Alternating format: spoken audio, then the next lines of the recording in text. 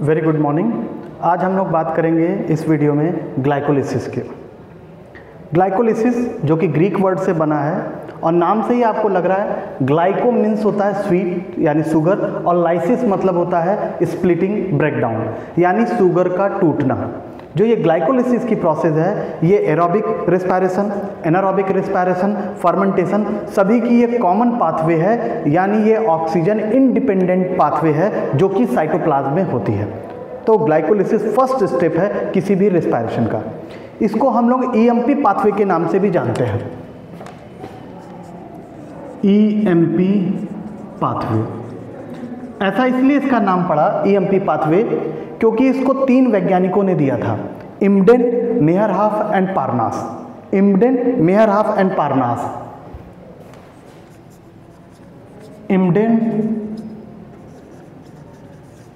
मेयरहाफ and पार्नास, इन 3 वैज्ञानिकों ने मिलकर दिया था। इस वजह से इनके फर्स्ट लेटर से मिलकर बन गया ईएमपी पाथवे। ठीक है, इसलिए हम ग्लाइकोलिसिस को ईएमपी पाथवे के नाम से भी जानते हैं, जो कि साइटोप्लाज्म में होती है, ऑक्सीजन इंडिपेंडेंट पाथवे है, और इस पाथवे में एक ग्लूकोज मॉलिक्यूल टूटकर बनाता है 2 मॉलिक्यूल पायरुविक एसिड के। तो चलिए देखते हैं हम लोग क्या होता है इस पाथवे में। क्योंकि पिछले वीडियो में लोगों ने सजेशन दिया था कि सर लिखने में बोर्ड पे ज़्यादा टाइम लग रहा है, तो हमने पहले से ही पाथवे को बना लिया है। तो हम शुरू करते हैं। सबसे पहले जो हमारा रिस्पायरेटरी सबस्ट्रेट है वो इस पाथवे में यूज हो रहा है ग्लूकोज। हम जानते हैं ग्लूकोज एक हेक्सोस शुगर है जो कि 6 कार्बन का मॉलिक्यूल है, वो कन्वर्ट हो रहा है ग्लूकोज 6 फॉस्फेट में। तो आप इस स्टेप में देखेंगे कि ग्लूकोज के साथ एक फॉस्फेट मॉलिक्यूल जुड़ गया। जैसा कि हम जानते हैं थर्मोडायनेमिक्स का लॉ है, energy neither be created nor be destroy. तो ये जो फॉस्फेट है ये इसको मिलता है एटीपी से। एटीपी अपना फॉस्फेट दे देता है और कन्वर्ट हो जाता है एडीपी में, और इस प्रकार से ग्लूकोज से बन जाता है ग्लूकोज 6 फॉस्फेट जो कि 6 कार्बन का मॉलिक्यूल है। ठीक है, और ये जो एंजाइम जो इसको पार्टिसिपेट करता है, जब भी एटीपी बने या एटीपी यूज हो तो जनरली जो एंजाइम होता है वो होता है काइनेज एंजाइम। कौन सा एंजाइम? Kinase enzyme. और एंजाइम का पूरा नाम हो जाता है हेक्सो काइनेज एंजाइम। आपको मालूम है कि एंजाइम में जो सफिक्स होता है वो होता है एज। ठीक है, तो हम जितने भी एंजाइम देखेंगे उनके जो है नाम के पीछे हमको एज देखने को मिलेगा। दूसरे स्टेप में जब ग्लूकोज 6 फॉस्फेट बन गया तो उससे बनता है फ्रक्टोज 6 फॉस्फेट। हमें मालूम है कि ग्लूकोज और फ्रक्टोज दोनों ही हेक्सोस शुगर हैं, 6 कार्बन के हैं, लेकिन अंतर क्या है? जो ग्लूकोज है वो एल्डिहाइड है, एल्डोस शुगर है, जबकि फ्रक्टोज जो है वो कीटोस शुगर है, कीटोन ग्रुप का है, और दोनों ही आपस में आइसोमेरिक फॉर्म है। यानी इस प्रोसेस में जब ग्लूकोज से फ्रक्टोज बन रहा है तो आइसोमराइजेशन की प्रोसेस हो रही है। ठीक है, यानी ग्लूकोज जो कि एक एल्डिहाइड ग्रुप है वो कन्वर्ट हो रहा है कीटोन ग्रुप में यानी कि फ्रक्टोज में, और इस आइसोमराइजेशन के प्रोसेस को जो एंजाइम करता है उसका नाम हो जाता है आइसोमरेज। क्या नाम हो जाता है? और पूरा नाम हो जाता है ग्लूकोफॉस्फोआइसोमरेज। ग्लूकोफॉस्फोआइसोमरेज। ठीक है, तो ये हो गया आपका सेकेंड स्टेप। थर्ड स्टेप में आप देखते हैं जो फ्रक्टोज 6 फॉस्फेट है वो कन्वर्ट होता है फ्रक्टोज 1,6 बिस फॉस्फेट, यानी कुछ किताबों में आपको पढ़ने को मिल सकता है फ्रक्टोज 1,6 डाई फॉस्फेट। डाई मतलब 2 फॉस्फेट के मॉलिक्यूल, बिस का भी मतलब 2 फॉस्फेट मॉलिक्यूल, लेकिन दोनों अलग अलग जगह से आए तो बिस का इस्तेमाल करें। तो यहाँ पे जो सही है वो है फ्रक्टोज 1,6 बिस फॉस्फेट। तो यानी एक फॉस्फेट ग्रुप आया, तो कहाँ से आया? हमें फिर से वही चीज है, एटीपी ने अपना एक फॉस्फेट जो है इसको दे दिया और कन्वर्ट हो गया एडीपी में। जब भी एटीपी यूज हो या एडीपी, तो हमने बताया पहले ही आपको, एंजाइम का नाम हो जाएगा काइनेज, जो पीछे का सफिक्स है वो काइनेज हो जाएगा, और पूरा नाम हो जाएगा फास्फोफ्रक्टो काइनेज एंजाइम। ठीक है, तो इस स्टेप में ग्लूकोज 6 फॉस्फेट जो है कन्वर्ट हो गया फ्रक्टोज 1,6 बिस फॉस्फेट।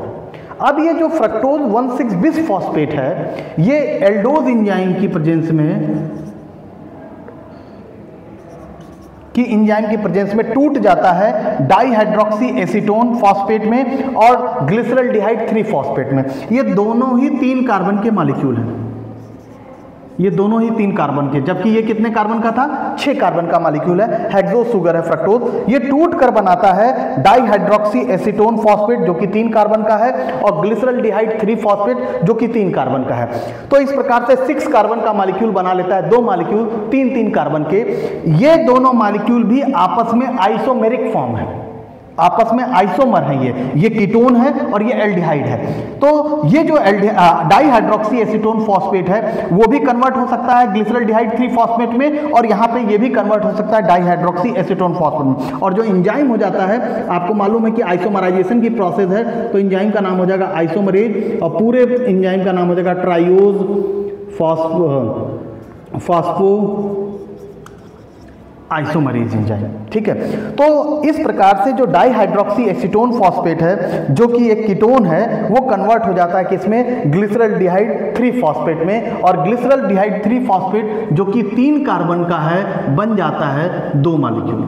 ठीक है, आपने समझ गए यहाँ पे, क्योंकि डाइहाइड्रोक्सी एसीटोन फॉस्फेट जो फ्रक्टोज 1,6-बिस फॉस्फेट के टूटने से बना था, वो अपने आइसोमेरिक फॉर्म ग्लिसरल्डिहाइड 3 फॉस्फेट में कन्वर्ट हो जाता है, जो कि 3 कार्बन का है, दोनों ही 3 कार्बन के हैं, ये भी 3 कार्बन का है, ये भी 3 कार्बन का है, और कन्वर्ट होकर बना लेते हैं ग्लिसरल्डिहाइड 3 फॉस्फेट। ठीक है, अब आप देखेंगे इस स्टेप को, इन 5 स्टेप को देखेंगे तो आपको देखने, रिस्पायरेशन हम क्यों करते हैं, एनर्जी के प्रोडक्शन के लिए, एटीपी फॉर्मेशन के लिए, जबकि यहाँ एटीपी बनने के बजाय एटीपी यूज हो रही है। तो हम ये जो स्टेप्स हैं इनको हम बोलते हैं प्रिपरेटरी फेज। क्या बोलते हैं इनको, हम इनको बोलते हैं प्रिपरेटरी फेज, क्योंकि यहाँ पे एटीपी यूज हो रही है, इन्वेस्ट हो रही है, जबकि प्रोडक्शन होना चाहिए लेकिन यहाँ पे इन्वेस्ट हो रही है। और यहाँ पे हम देखेंगे कि एटीपी का प्रोडक्शन होता है, एटीपी बनती है, तो हम इसको बोल देते हैं, इन स्टेप्स को बोल देते हैं पे ऑफ फेज। ठीक है, तो ये जो स्टेप है, 5 स्टेप हैं, ये हो जाते हैं आपके पे ऑफ फेज। तो चलिए जरा हम इनको देखते हैं। और ये पूरे की पूरी प्रोसेस, चाहे प्रिपरेटरी फेज हो चाहे पे ऑफ फेज है, ये होती है ग्लाइकोलिसिस में, साइटोप्लाज्म में होती है। चाहे एरोबिक रिस्पायरेशन हो, चाहे एनारोबिक रिस्पायरेशन हो, चाहे फर्मेंटेशन हो, सभी कंडीशन में हमको ये जो प्रोसेस है ग्लाइकोलिसिस की, ये देखने को मिलती है साइटोप्लाज्म में। अब बन गया आपका ग्लिसरल्डिहाइड 3 फॉस्फेट, 3 कार्बन का है, 2 मॉलिक्यूल है। ये ग्लिसरल्डिहाइड 3 फॉस्फेट कन्वर्ट होता है 1,3-बिस फॉस्फोग्लिसरेट में। देखिए बार बार आपको मैं ग्लिसरेट या ग्लिसरिक एसिड बोल रहा हूं, जब भी एसिड बोला जाए तो एसिड बोलने का मतलब COOH, और जब 8 बोला जाए तो COO नेगेटिव चार्ज और प्रोटॉन आयन, ये है 8 का मतलब है एक ही चीज, चाहे हम 1,3-बिस फॉस्फोग्लिसरिक एसिड बोले या हम 1,3-बिस फॉस्फोग्लिसरेट बोले, अंतर यही है। जनरली जो सेल है उसमें ये एक्टिव फॉर्म में पाए जाते हैं, 8 फॉर्म में पाए जाते हैं, इसलिए हम साइकिल में 8 का इस्तेमाल कर रहे हैं। लेकिन आपको कुछ जगह हो सकता है 1,3-बिस फॉस्फोग्लिसरिक एसिड भी देखने को मिले, तो वो भी सही है। ये दोनों चीजों का अंतर मैंने आपको बता दिया। अब इस फेज में क्या हो रहा है, इस फेज में 2 चीजें होती हैं। एक तो होता है आपका ऑक्सीडेशन की प्रोसेस, यानी कि NAD मॉलिक्यूल जो है वो कन्वर्ट हो जाता है NADH में, पहली चीज। चूंकि ये प्रोसेस 2 बार हो रही है तो 2 मॉलिक्यूल कन्वर्ट हो जाते हैं, और 2 मॉलिक्यूल जो है वो फॉस्फेट मॉलिक्यूल जो है आपके HPO4, ये दोनों फॉस्फेट मॉलिक्यूल ऐड हो जाते हैं, जिसकी वजह से बन जाता है 1,3-बिस फॉस्फोग्लिसरेट या 1,3-बिस फॉस्फोग्लिसरिक एसिड, आप दोनों बोल सकते हैं। तो इस स्टेप में ऑक्सीडेशन हो रहा है, एक तो NAD ऑक्सीडेशन। अब ऑक्सीडेशन और रिडक्शन क्या होता है, देखिए ऑक्सीडेशन 3 तरीके से हो सकता है। या तो हम किसी मॉलिक्यूल से इलेक्ट्रॉन निकाल लें, ये भी ऑक्सीडेशन है, या तो किसी मॉलिक्यूल में हम ऑक्सीजन जोड़ दें, ये भी ऑक्सीडेशन है, या तो हम किसी मॉलिक्यूल से हाइड्रोजन को रिमूव कर दें, तो ये भी ऑक्सीडेशन है। तो ऑक्सीडेशन 3 तरीके से हो सकता है, या तो हम इलेक्ट्रॉन निकाल लें, या हाइड्रोजन निकाल लें, या ऑक्सीजन जोड़ दें। इसी का वाइस वर्सा है रिडक्शन। रिडक्शन में क्या हो जाएगा, रिडक्शन में अगर हम किसी मॉलिक्यूल में अगर हम इलेक्ट्रॉन जोड़ दें तो आपका हो जाएगा ये रिडक्शन, या हम किसी मॉलिक्यूल में हाइड्रोजन जोड़ दें तो ये भी रिडक्शन है, या हम किसी मॉलिक्यूल से ऑक्सीजन को रिमूव कर दें तो ये भी क्या है, रिडक्शन है। तो ये वाइस वर्सा है और जनरली दोनों एक साथ ही होते हैं, इसलिए चूंकि दोनों एक का ऑक्सीडेशन होगा तो दूसरे का रिडक्शन होगा, इसलिए हम इसको बोलते हैं रेडॉक्स रिएक्शन। रेडॉक्स रिएक्शन, क्योंकि रिडक्शन और ऑक्सीडेशन दोनों एक साथ होते हैं। तो ये बार बार ये टर्म यूज होगा, ऑक्सीडेशन और रिडक्शन, इसलिए आप समझ लीजिए कि ऑक्सीडेशन में क्या हो रहा है, या तो इलेक्ट्रॉन का रिमूवल हो, या हाइड्रोजन का रिमूवल हो, या ऑक्सीजन का एडिशन हो, तो हम उसको ऑक्सीडेशन बोलेंगे। अगर इलेक्ट्रॉन का एडिशन हो, हाइड्रोजन का एडिशन हो और ऑक्सीजन का रिमूवल हो तो हम उसको बोलेंगे रिडक्शन। ठीक है, तो ये डिफरेंस है ऑक्सीडेशन और रिडक्शन में। तो यहाँ पे आप देख रहे हैं क्या है, हाइड्रोजन निकल रहा है ना, हाइड्रोजन निकलना क्या कहलाएगा, ऑक्सीडेशन। तो ग्लिसरॉल्डिहाइड 3 फॉस्फेट का ऑक्सीडाइज हो जा रहा है और बना ले रहा है 1,3-बिस-फॉस्फोग्लिसरिक एसिड बना ले रहा है। और जो एंजाइम है, चूंकि हाइड्रोजन हटा रहा है तो एंजाइम हो जाएगा डिहाइड्रोजनेज। क्या एंजाइम का नाम हो जाएगा, डिहाइड्रोजनेज। डी माने कम होना और हाइड्रोजन का कम होना, इसलिए उसको बोलेंगे डिहाइड्रोजनेज। और पूरे एंजाइम का नाम हो जाएगा ग्लिसरॉल्डिहाइड 3-फॉस्फेट डिहाइड्रोजनेज। ये पूरे एंजाइम का नाम हो जाएगा ग्लिसरॉल्डिहाइड 3-फॉस्फेट डिहाइड्रोजनेज। नेक्स्ट स्टेप में 1,3-बिस-फॉस्फोग्लिसरिक एसिड यानी ग्लिसरेट है, जो कन्वर्ट हो रहा है 3-फॉस्फोग्लिसरेट में, यानी एक फॉस्फेट ग्रुप कम हुआ। अब यहाँ पे ये जो फॉस्फेट है वो एडीपी को कन्वर्ट कर देगा एटीपी में। और चूंकि ये प्रोसेस 2 बार हो रही है, ये भी 3 कार्बन का है, 2 मॉलिक्यूल है, तो ये भी 2 एडीपी को कन्वर्ट करेगा किसमें, 2 एटीपी में। और चूंकि हम पहले भी बात कर चुके हैं, एटीपी बनने या निकलने के प्रोसेस में एंजाइम का नाम हो जाता है काइनेज। क्या नाम हो जाता है, काइनेज। एंजाइम का पूरा नाम हो जाएगा फॉस्फोग्लिसरेट काइनेज। Phosphoglycerate kinase. ठीक है, ये हो गया फॉस्फोग्लिसरेट काइनेज की वजह से 1,3-बिस-फॉस्फोग्लिसरेट कन्वर्ट हो गया 3-फॉस्फोग्लिसरेट में। नेक्स्ट स्टेप में ये जो 3-फॉस्फोग्लिसरेट है ये कन्वर्ट हो रहा है 2-फॉस्फोग्लिसरेट में। तो यहाँ पे क्या हुआ, जो फॉस्फेट की पोजीशन है कार्बन नंबर 3 से वो कार्बन नंबर 2 पे आ गई। जब किसी पोजीशन चेंज हो तो उस तरह के रिएक्शन को बोलते हैं म्यूटेशन। ठीक है, केमिस्ट्री की भाषा में। तो यहाँ पे जो एंजाइम हो जाएगा वो हो जाएगा म्यूटेज एंजाइम। क्या हो जाएगा, म्यूटेज। और पूरा नाम हो जाएगा फॉस्फोग्लिसरेट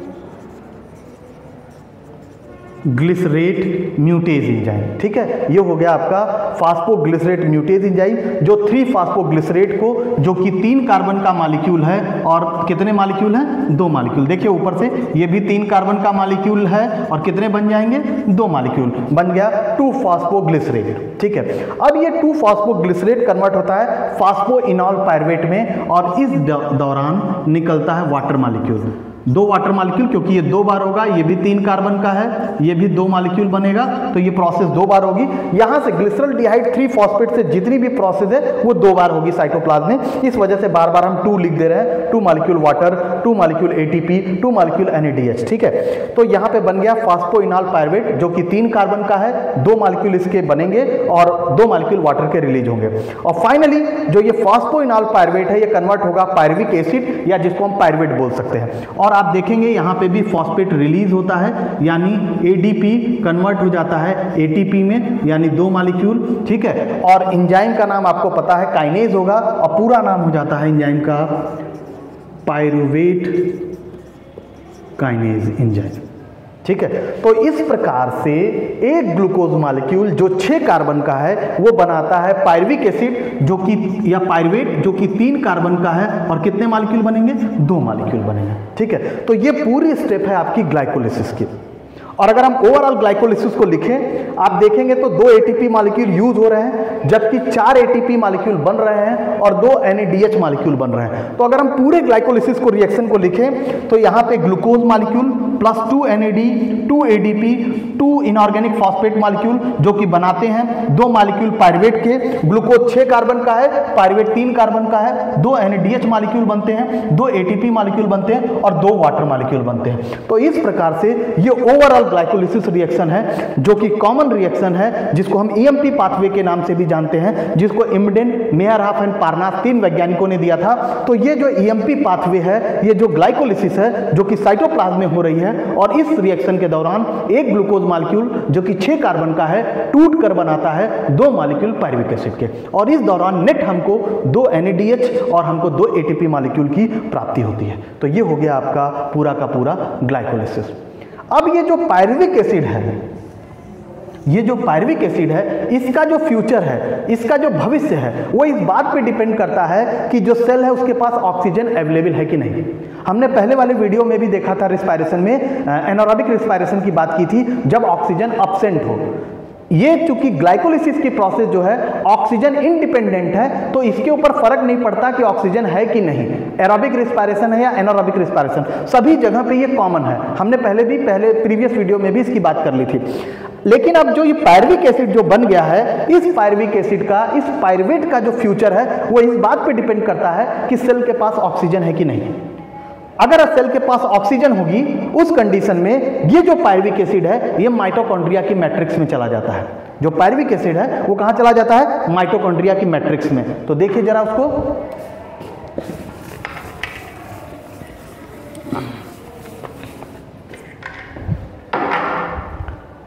पायरुविक एसिड, मैं इसको शॉर्ट फॉर्म में लिखता हूं पायरुविक एसिड। ये पायरुविक एसिड अगर ऑक्सीजन की प्रेजेंस में ये कहां चला गया? माइटोकॉन्ड्रियल मैट्रिक्स में, और वहां पे ये पायरुविक एसिड कन्वर्ट हो जाता है एसिटाइल कोएंजाइम ए में। किस में कन्वर्ट हो जाता है? एसिटाइल कोएंजाइम ए में। ये जो एसिटाइल कोएंजाइम ए है, ये 2 मॉलिक्यूल बने थे इसके, और ये कितने कार्बन का था? 3 कार्बन का। यहां पे ये भी 2 मॉलिक्यूल बन जाएंगे, और ये कितने कार्बन का है? 2 कार्बन का है। तो 3 से जो 2 कार्बन बनने की प्रक्रिया है वो तब होती है जब यहां से क्या निकल जाएगा? CO2, और CO2 निकलने की प्रक्रिया को बोलते हैं डीकार्बोक्सिलेशन। क्या बोलते हैं इसको? डीकार्बोक्सिलेशन बोलते हैं। ठीक है, तो डी माने कम होना, कार्बोक्सिलेशन का मतलब कार्बन डाइऑक्साइड का, और चूंकि ये प्रोसेस 2 बार होती है तो 2 मॉलिक्यूल CO2 के कम हो जाते हैं। तो ये जो ये प्रोसेस है ये, और दूसरी चीज यहाँ पे फॉर्मेशन होता है NAD से NADH का, ये भी 2 मॉलिक्यूल बनेंगे, यानी हाइड्रोजन रिमूव हो रहा है, तो यानी ये प्रोसेस क्या हुई? ऑक्सीडेशन। 2 चीजें हुई, ऑक्सीडेशन भी हो रहा है और डीकार्बोक्सिलेशन भी हो रहा है। तो इस प्रोसेस को हम बोल सकते हैं, हम इसको बोल सकते हैं ऑक्सीडेटिव डीकार्बोक्सिलेशन। क्या बोल सकते हैं हम इसको? Oxidative decarboxylation. क्यों बोल सकते हैं? क्योंकि यहाँ पे ऑक्सीडेशन भी हो रहा है, हाइड्रोजन रिमूव हो रहा है, हाइड्रोजन रिमूव होने का मतलब ऑक्सीडेशन होना, प्लस कार्बन डाइऑक्साइड रिमूव हो रहा है, इसलिए डीकार्बोक्सिलेशन हो रहा है, इसलिए हम इसको बोल सकते हैं ऑक्सीडेटिव डीकार्बोक्सिलेशन। कुछ लोग इस रिएक्शन को लिंक रिएक्शन भी बोलते हैं। लिंक रिएक्शन क्यों बोलते हैं लिंक रिएक्शन?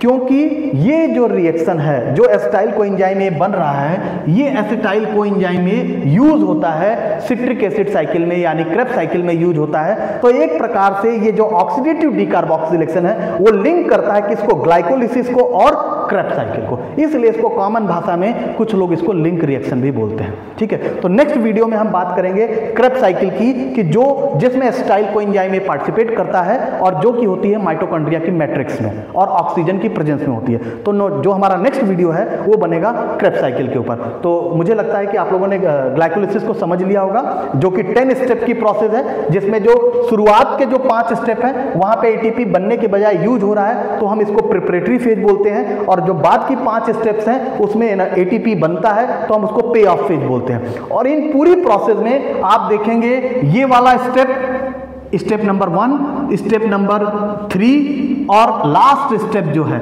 ये तीनों जो रिएक्शन है ये इररिवर्सिबल है। बाकी सभी की सभी जो स्टेप हैं वो कैसे हैं? रिवर्सिबल है। ठीक है, तो हमने इसको समझ लिया है। अगर कहीं कोई चीज आपको नहीं समझ में आ रही तो प्लीज आप कमेंट्स के द्वारा हमें बताएं, और अगर समझ में आ रही है तो प्लीज इसको लाइक करें, शेयर करें और सब्सक्राइब करें। Thank you.